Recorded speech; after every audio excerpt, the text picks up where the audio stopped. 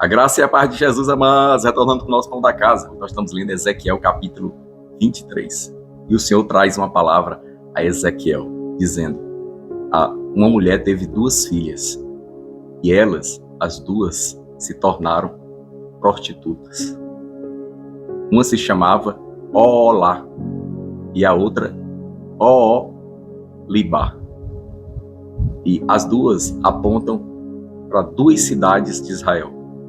A mais velha para Samaria e a mais nova para Jerusalém.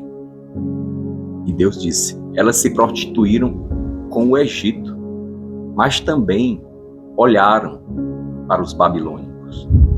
E a expressão que tem lá é: eles viram os soldados babilônicos pintados nas paredes, vestidos de vermelho, belos.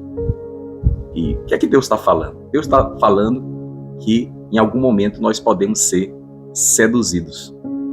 E é interessante porque por que Deus está trazendo lembrança dessas coisas? Da queda de Israel. Porque Israel continuava a pecar. E enquanto não há perdão dos pecados, há lembrança deles. Então, que nesses capítulos, Deus está trazendo para Ezequiel é lembrança dos pecados de Israel. E o que é que nós aprendemos neste capítulo? Porque nós já falamos sobre a queda dos israelitas, sobre a sua infidelidade. Aí você percebe por onde é que começa a infidelidade? Deus descreve ali que a infidelidade começa pela maneira de ver. Então você sabia que isso é um princípio espiritual desde o Éden? Quando a mulher é tentada ali por Satanás, que está ali na serpente, e ela diz assim para a mulher, assim: Deus disse que de nenhuma dessas árvores se deve comer fruto. E aí a mulher responde: não, só não podemos comer fruto dessa árvore. E a palavra de Deus diz que a cobra tenta Eva a respeito daquele fruto. E a resposta de Eva foi olhar para aquele fruto.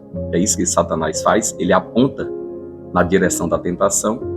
E quando a mulher contemplou ali o fruto, a Bíblia diz que ela viu que o fruto era bom, apetitoso, e comeu do fruto e deu também para o marido. Então você percebe que a tentação começou no olhar, no ver.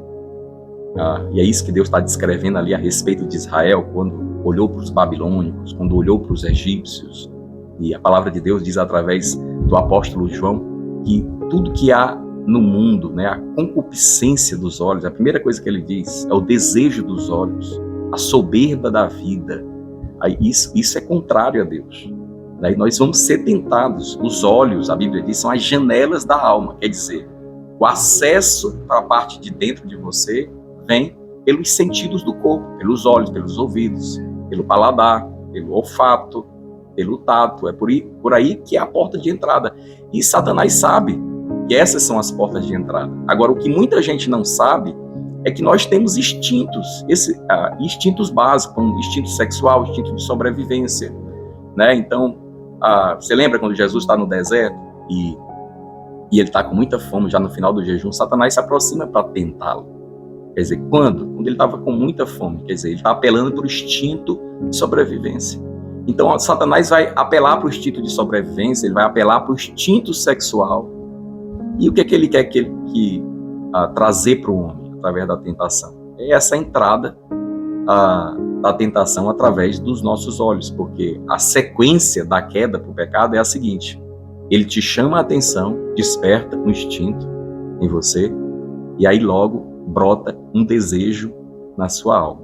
Até aí não há um pecado, mas a partir desse desejo, o que comumente as pessoas fazem, a maioria de nós nós traçamos um plano. Assim, quem dera eu pudesse fazer isso, né? Então, quando a gente faz esse plano, mesmo antes de agir, nós já pecamos. E essa é a sequência. Então, como é que nós lutamos contra a tentação? Nós devemos ter cuidado com os nossos olhos, não nos expor à tentação. A gente sabe que em algum lugar onde a gente vai estar, nós vamos ser expostos à tentação, não vamos para lá, né? Se alguma coisa entra na nossa frente, né, na qual nós devemos manter os nossos olhos, nós desviamos o olhar, né? Aprendemos a não dar a segunda olhada, né? Isso é uma decisão de abrir e fechar os olhos, e para onde olhar é nossa. É a nossa escolha. Deus deixou isso conosco. Amém, meu amado? Então, fuja da tentação, fuja do pecado. Você é um vencedor em Cristo Jesus. Deus te abençoe. Receba o pão da casa.